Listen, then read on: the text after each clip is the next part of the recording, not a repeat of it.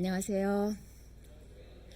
오늘 종려주일, 고난주일에 주님의 평화 사랑이 향린교회 성도님과 함께 하시기를 기원합니다. 향린, 향기로운 이웃교회 성도님들 정말 반갑습니다. 향린교회란 일찍이 넘나 예쁘게 지은 이름이네요. 요새는 교회 이름을 몇 번씩 바꾸기도 하던데요. 어떤 교회는 원래 이름이 원두막교회여서 새로 바꿨더라고요. 그래서 바꿀 만한 이름이었던 것 같습니다. 향린은 앞으로도 아주 오랫동안 이름을 바꾸지 않아도 되는 의미 있고 예쁜 교회 이름입니다. 다만 도전을 느끼시겠어요. 교회 전체가 교회로서 교인 한 분 한 분이 향기로운 이웃으로 실천하며 살아야 한다는 그런 부르심을 늘 코앞에서 대하니까 도전이죠. 그러면서 이 도전은 영예로운 초대입니다. 보통은 생존에 급급해가지고 나 자신, 내 자식, 내 가족, 내 자손 살 길만 챙기기 바쁜 한 인생에서 이웃과 더불어 살자는 그런 초대입니다. 그리고 그 초대를 적극 받아들이신 분들이 모인 교회가 바로 향린교회입니다. 그래서 여기 계신 분들이 감동인 이유가 바로 그것입니다. 향린 성도님들은 이 교회에 늘 나오시고 몸에 배워서 잘 못 느끼실 건데요. 그러나 밖에 있는 사람들은 향린과 교회에 대해서, 교인들에 대해서 그렇게 생각을 합니다. 여러분이 바로 그런 분들입니다. 그냥 동의하시죠? 오늘은 교회력에서 가장 성스러운 주간 홀리 윅이라고 하죠. 을 시작하는 날입니다. 오늘은 이제 종려주일, 고난주일로 동시에 지킵니다. 영어로는 팜하고 슬래시가 있고 패션 선데이라고 부르죠. 그래서 팜과 패션은 분리되지 않습니다. 한편으로는 종려나무 가지를 막 흔들면서 왕의 입성을 축하하는 축제일로서의 종려주일이고요. 그래서 제가 미국 교회 담임할 때 보면 저는 몰랐는데 처음 미국 교회를 다니면서 교인들이 다 종려나무 가지를 준비해 놓고 진짜로 막 하나씩 나눠주고 막 흔들고 그러더라고요. 그래서 그 기독교 문화가 편만한 나라라서 그런지 그런 걸 다 이제 시장에서 쉽게 구할 수 있는 거죠. 근데 다른 한편으로 오늘은 예수님의 순환과 죽음의 길을 시작하는 고난주일입니다. 그래서 순환과 영광, 죽음과 부활이 동전의 양면인 것입니다. 오늘을 시작으로 우리는 예수님의 순환과 죽음 그리고 부활을 목도하게 됩니다. 그래서 예수님의 고난과 죽음을 지켜보고 아파하면서 우리 삶 속에 있는 고난과 죽음을 음미하면서 그리고 마침내 예수님과 함께 일어설 것입니다. 오늘 예수님의 예루살렘 입성 이야기를 묵상하는 향린 교우 여러분, 마음을 열고 고대와 현대로 오가시고 한국과 세계 그리고 나와 타자를 두루 생각하시면 좋겠습니다. 그리고 우리 각자가 무언가 꼭 필요한 행동이 있는데 근데 조금 두려워서 한 발을 내딛기가 망설여지는 그런 것이 있다면 그게 뭔지 생각해서 눈앞에 꺼내 보시면서 그리고 힘을 얻는 그런 시간이 되면 좋겠습니다. 오늘 복음서 본문에서 예수님은 그리고 스가랴 본문에서도 이제 비슷한 게 나오죠. 예수님은 빌려온 어린 나귀를 타고서 승리의 왕으로 예루살렘에 입성하십니다. 이 이야기가 네 복음서에 전부 나오는데요. 예수님과 사역과 가르침을 압축하는 이야기라서 너무 중요해서 네 복음서가 다 이 이야기를 포함해야만 했습니다. 보통 종려주일 이야기는 어린이들의 즐거운 환호 이미지하고 연결되어 있습니다. 예수님이 어린 나귀를, 낮은 나귀를 타고 천천히 입성하시는데 사람들이 막 앞에서 뒤에서 그리고 특히 어린이들이 막 신나서 종려나무 가지를 흔들면서 예수님을 찬양한다는 그런 이미지가 있고요. 예수님은 아빠 미소 같은 것을 이렇게 지으면서 찬양을 받으신다는 그런 이미지, 그리고 온화하고 부드러운 그런 예수님의 이미지, 그런 대중적인 고정관념이 좀 한편으로는 있는 것 같습니다. 근데 성경 본문에는 사실 어린이라는 말은 나오지 않고 군중이라는 말은 나옵니다. 몇 가지 찬송, 우리가 조금 전에 부른 찬송도 그렇고 찬송가 141장도 그런데요. 거기 어린이들이 등장하고 3절까지 내내 기쁜 분위기가 있습니다. 제가 어렸을 때 많이 불렀던 찬송 같은데 어린이 찬송가 있었던 것 같습니다. 근데 한국어 가사가 기억은 안 나고 영어 가사만 기억이 어쩐 일인지 나는 것 같은데 Tell me the stories of Jesus I love to hear. 제가 어린이 버전으로 불러봤는데요. 음치라는 게 간파당했습니다. 그래서 이 기쁨 가득한 면이 분명히 있는, 그러니까 승리하신 왕이시니까요. 그 입성 이야기임에도 불구하고 다른 한편으로는 이 이야기 이면은 정말 무거운 이야기입니다. 그리고 우리는 예수님이 그 무거운 발걸음을 오래오래 고민하시면서 천천히 두렵지만 내디디셨다고 생각합니다. 그래서 이 이야기는 겉바 속촉한 이야기인데요. 또 다른 의미에서 겉바 속촉한 이야기인데 아마 뼈 아픈 눈물로 속이 촉촉한 그런 이야기 아닌가 싶습니다. 그래서 오늘 이야기를 더 잘 이해하려면 스가랴 9장 대목을 그 9에서 12절인데요. 그 말씀을 잘 알을 필요가 있습니다. 제가 구약을 공부한 학생이기도 하고 그리고 또 이 예수님의 이런 그 수행이죠. 공연하신 거잖아요. 거리 공연. 그걸 더 잘 이해하려면 스가랴 예언에 대해서 조금 더 돌아보면 좋겠습니다. 여러분이 평생 이 중요한 날에 본문을 명상하시고 너무너무 잘 아실 거라서 제가 오늘 나누는 명상 이상으로 다 잘 아시겠지만 한번 상기하는 의미에서 나누고자 합니다. 이제 기원전으로 가시는데요. 기원전 6세기 말에 유다 왕국이 다윗 왕국이 바빌로니아 대국의 손에 넘어갔습니다. 그래서 주로 유다의 상류층이 포로로 바빌로니아에 끌려갑니다. 이제 강제 이주 생활을 하지 무슨 어디 갇혀서 포로로 살고 그런 건 아니에요. 그러니까 수도 주변에 살면서 농사 짓고 농장을 하고 자기 종교 생활을 하면서 수도에 뭐 곡식이라든가 농작물을 공급하는 그런 일을 하면서 꽤 부를 이루기로 한 그런 가족도 있고 유다 사람 중에는 그렇죠. 그래서 이 스가랴서는 그 강제 바빌로니아 이주 생활을 끝나고서 이제 페르시아 제국이 들어서면서 본국에 돌아가도 된다라고 허락을 받아서 본국에 돌아갈 것을 선택한 사람들이 본국에 돌아오죠. 근데 더 많은 수의 사람들이 그냥 페르시아에 남았죠. 근데 이제 유다 땅에 돌아온 사람들이 굉장히 높은 희망을 갖고 있었습니다. 와, 우리 유다가 이젠 독립국으로 살 수 있는 거 아니야? 전에처럼 우리 나름의 그 독자적인 왕국을 가지고 살 수 있는 거 아니야? 그런 생각을 해서 꿈이 컸습니다. 그러나 그 꿈은 결코 실현되지 않았죠. 아주 오랫동안요. 예수님 시대까지도요. 페르시아가 지배를 했고요. 근데 페르시아가 유화 정책을 폈죠. 겉으로 보기에 적어도. 그래서 막 이사야에도 보면 막 꿈에 부풀어서 고레스를 찬양하는, 고레스를 메시아로 찬양할 정도로 그 유화 정책이 좋았던 거죠. 적어도 돌아가서 우리 성전과 우리 도성과 우리 성벽을 재건할 수 있게 막 자원도 페르시아 왕궁이 대줬거든요. 그래서 막 너무 좋아했지만 실제로는 페르시아는 무거운 세금과 군사력을 가지고 이 식민지를 지배했습니다. 그래서 스가랴서 1에서 8장까지는 이제 포로에서 돌아온 직후에 뭐 수십 년을 반영하고 있고 9장에서 14장까지는 페르시아의 통치에 대한 불만이 터져나오는 가운데 쓰여진 그런, 그러니까 4세기 정도로 볼 수 있습니다. 그런 문서입니다. 그리고 비슷한 시기에 쓰여진 느헤미야에 보면 귀환한 사람들이 레위인들과 함께 막 예배를 드리고 감격해서 울면서 레위인들의 그 히브리어로 막 문서를 읽고 그걸 또 통역 번역을 해주고 그런 감격적인 예배 장면이 나올 때 레위인들의 기도문이 굉장히 길게 나와요. 9장에. 거기에 보면 이런 얘기가 있어요.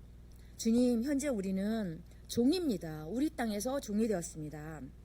이 땅의 풍부한 소출은 우리 죄 때문에 주님께서 우리한테 세우신 이방 왕들한테로 갑니다. 그들은 또한 우리의 몸과 가축을 마음대로 관할합니다. 우리는 지금 큰 고난에 처해 있습니다. 이게 이제 페르시아 지배하에서 살고 있던 유다인들의 현실이었던 것입니다. 그런데 이 스가랴 오늘 9장의 말씀은 9장 12에서 12절 말씀은 위로의 말씀입니다. 오랫동안 유다의 회복을 갈망했는데 그 제국의 지배가 점점점 어려워지니까 스가랴가 이런 말씀을 한 겁니다. 도성 시온아 크게 기뻐하여라. 도성 예루살렘아 환성을 올려라. 네 왕이 내게로 오신다. 그는 공의로우신 왕, 구원을 베푸시는 왕이시다. 그는 온순하셔서 나귀 곧 나귀 새끼인 어린 나귀를 타고 오신다.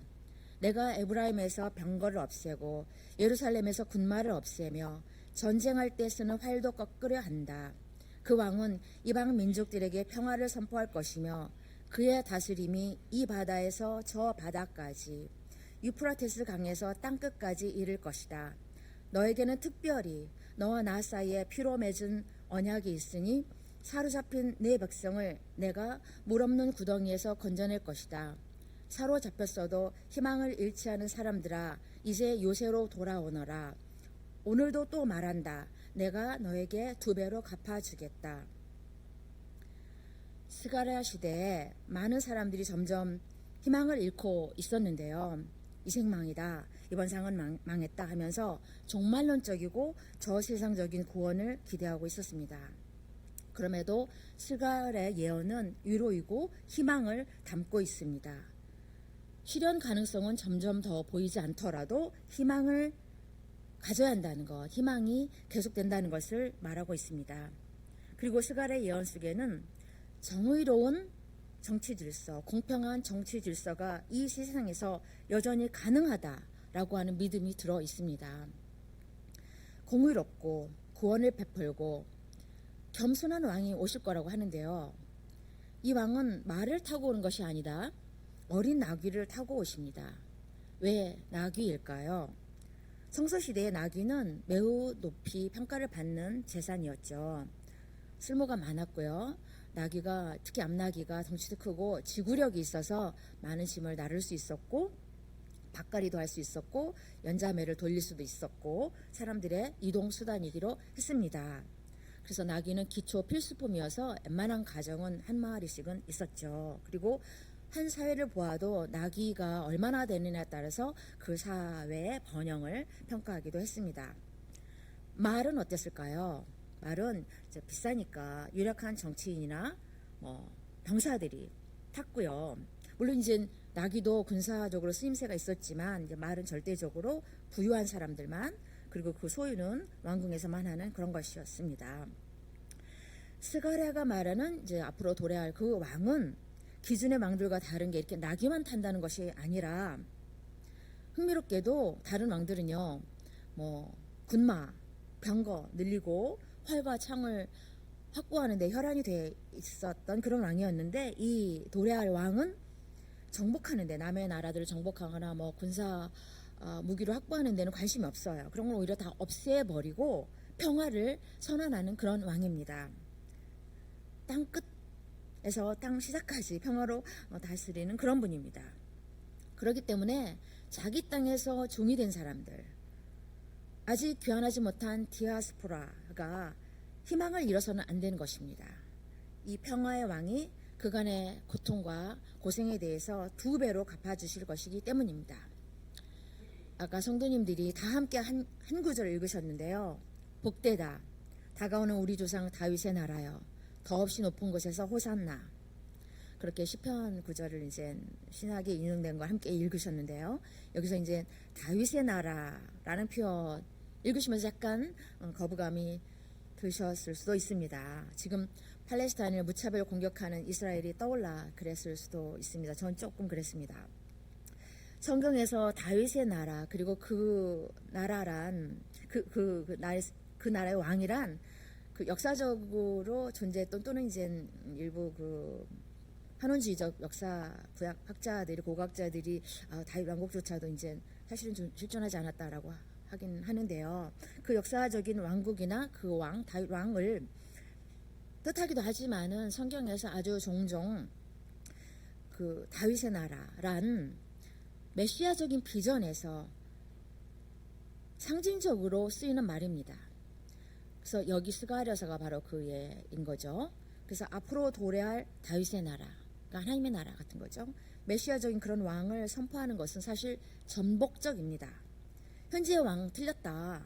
그의 통치 방식 틀렸다. 억압과 폭력이 난무하고 평민은 살기 어려우니까 틀렸다라고 외치는 것이기 때문입니다.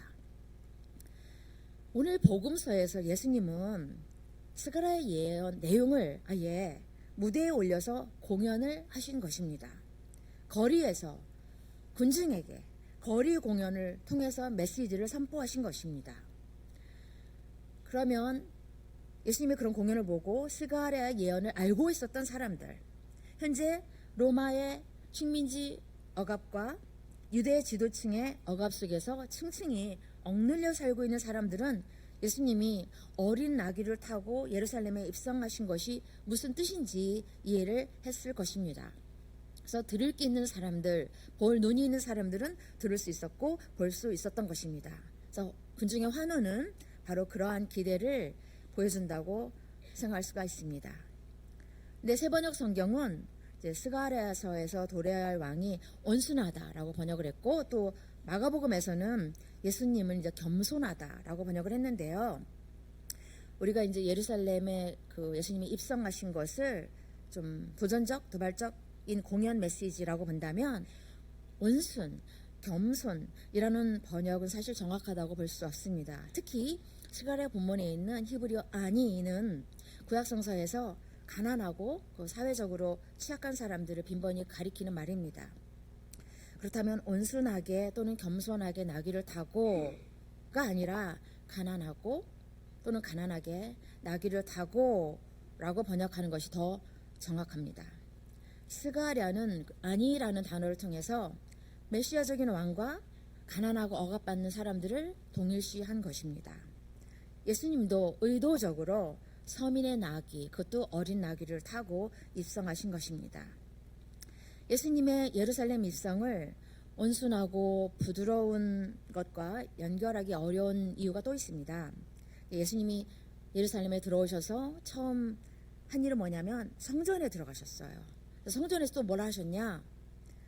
그냥 거기서 모든 것을 이렇게 둘러보셨대요. 예수님은 왜 예루살렘에서 가장 먼저 한 일이 성전에 가신 걸까요? 그리고 성전에서 모든 것을 이렇게 돌아봤다는 건 뭘 보셨다는 걸까요? 무슨 뜻일까요? 공간복음을 통해서 우리가 알 수 있는 것은 예수님이 예루살렘에서 하신 첫 번째 행동 중에 하나가 성전에 이제 가셔서 상인들의 탁자와 의자를 뒤엎으면서 성전을 정화한 일입니다. 성전 정화 본문이 바로 지금 우리가 읽은 복음서 밑에 15에서 19절에 나옵니다. 성전이 만민의 기도하는 집이어야 하는데 너희가 성전을 강도들의 소굴로 만들었다라고 외치셨죠. 이런 언행을 하시는 분을 우리가 온순하다라고 이렇게 매치시키는 어려운 것 같습니다. 무엇보다도 예수님은 예루살렘에 죽으러 가셨죠. 그저 겸손하고 온순하게 고개를 숙이고 문제를 회피하는 그런 것이 아니었습니다. 예수님은 자신의 삶이 어느 방향으로 가야 한다는 것을 아셨고, 그게 정말 쉽지 않았지만 많이 생각하셨겠죠. 고통스러우셨겠죠. 결국 그 길을 택하셨습니다. 그래서 강도들의 속을 운운하며 대제사장들과 율법학자들에게 대놓고 나 잡아가라 하신 것입니다. 그래서 그들은 어떻게 예수를 없애버릴까 하고 방도를 찾게 된 것입니다. 스가랴는 제왕과 제국의 반대에서 그와 대비되는 평화의 왕과 그 나라를 선포했습니다. 그리고 신약에 오면 예수님은 그 메시지를 온몸으로 전유하셨습니다. 우리는 예수님이 예루살렘 입성하시고 또 그 후에 겪을 일에 대해서 두려워했을 것이다. 분명히 입성을 많이 망설이셨을 것이다. 정말 어려운 발걸음을 내디드신 것이다 라고 상상합니다. 겟세마네 이야기가 그 실마리를 보여주죠. 하실 수만 있다면 이 잔을 내게서 지나가게 하옵소서 라고 예수님은 하나님께 기도하면서 힘든 심정을 드러내셨습니다. 오늘 우리는 신앙인으로서 종려주일 예수님의 행동과 스가랴의 예언을 접하고 진지하게 고민합니다. 이 말씀은 정말 급진적인 변화를 요구하는 거기 때문에 따르기에 쉬운 말씀은 아닙니다. 스가랴든 예수님이든 공통점은 하느님이 다스리시는 평화의 세상을 선포합니다. 예수님은 메시아로서 그런 메시지를 전하고 있습니다. 메시아는 그런 세상을 제시하는 지도자이지 메시아 자체를 믿으라는 것이 아닙니다. 메시아만 믿고 끝나는 신앙이란 온전한 종교가 될 수 없습니다. 오늘 성경 말씀은 부당한 체제에 도전하기보다는 불평등한 평화를 유지하려고 하는 우리 한국 기독교의 전반적인 문화와 신학을 꾸짖는 듯합니다. 오늘 말씀은 억압받는 자들과 연대하기보다는 개인의 겸손과 영성을 선호하는 교회를 비판합니다. 우리는 예수님이 세상과 상전, 사회와 종교를 어쩌면 어릴 적부터 늘 예리한 눈으로 보셨다고 생각합니다. 예루살렘은 세상을 대표했고 성전은 종교를 대표했습니다. 예수님은 예루살렘 입성을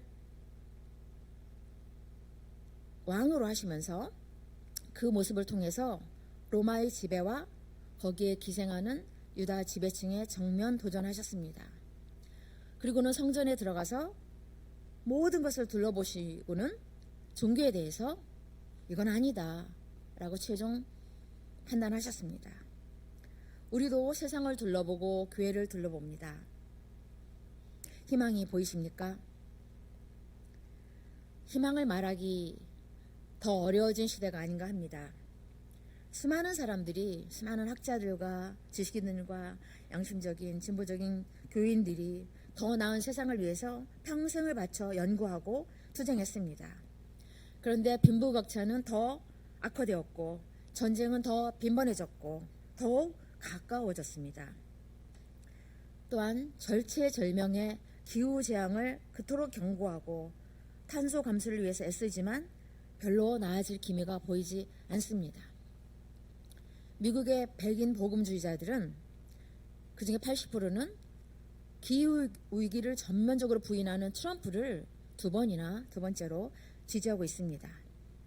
지난 40년간 볼 수 없었던 세계적인 인플레로 곳곳에서 어려운 사람들이 더욱 벼랑으로 몰리고 있습니다. 예수님이 선포했던 하나님의 나라, 평화와 사랑, 나눔과 용서, 사랑의 돌봄이 있는 하나님의 나라, 공동체는 어디에 있을까요? 그런 세상, 그런 공동체를 위해서 예수님은 예루살렘에 입성하셔서 고난의 잔을 마셨고 목숨을 바쳤는데 우리는 그런 공동체, 그런 하나님의 나라를 정말로 얼마나 간절히 원하고 있을까요? 우리 하나님의 교회만이라도 그런 공동체가 될 수는 있는 것일까요? 교회는 성소수자를 죄인이라고 하고 최근 우리 교회의 한 지체교회인 한 교회가 제가 그 교회랑 너무 긴밀한 관련이 있는 사람으로서 성소수자를 축복한 교회를 출교시켰죠. 그러면서 우리 교회가 스스로 몰락을 재촉하고 있습니다. 세상을 돌아보고 교회를 돌아볼 때 희망을 말하기 어렵지만 그럼에도 희망을 말하고 희망을 행동하라는 것이 오늘 종려주일의, 오늘 고난주일의 가르침이 아닌가 합니다. 제가 오늘 설교 제목을 두렵지만 한 걸음 내디딜 때라고 했는데요. 두렵지만을 다른 말로도 많이 바꿔 쓸 수 있겠습니다. 싫지만, 귀찮지만, 어렵지만, 좀 염려가 있지만, 시간이 없지만, 돈이 없지만, 나이가 많지만, 나이가 어리지만 등등이 될 수 있습니다. 그리고 뭐뭐 할 때라는 말에는 두 가지 쓰임이 있습니다. 지금은 두렵지만, 나이가 많지만, 돈이 없지만 한 걸음 내디딜 때다 라고 하는 시간의 의미가 있고요. 두렵지만 한 걸음 내디딜 때 하나님이 새 힘을 주신다 와 같이 조건의 의미도 있습니다. 우리 삶에서 한 걸음 내디딜 필요가 있는 부분이 있을 것입니다. 향린의 성도님들은 개인 차원에서 두렵지만 어렵지만 한 걸음 내디뎌야 하는 것, 그것은 무엇인가요? 또 향린 교회 차원에서, 한국과 세계 차원에서 두렵지만 좀 꺼리지만 한 걸음 내딛어야 하는 것은 무엇이 있을까요? 적지는 않을 것입니다. 예수님은 십자가의 길을 통해서 희망이 없어 보이는 세상에 희망을 보여주시려고 희망이 되셨습니다. 우리는 이 거룩한 한 주 동안 예수님이 십자가의 무게로 고통받는 모습을 아프게 지켜보게 됩니다. 우리도 함께 우리 삶의 어떤 부분에서든지 두렵지만 어렵지만 한 걸음 내디딜 수 있기를 바랍니다. 형님 성도님들이 두렵지만 한 걸음 내디딜 때 나귀를 타시고 예루살렘의 승리의 왕으로 입성하시는 예수 그리스도의 크신 사랑이 함께 하시기를 기원합니다. 아멘.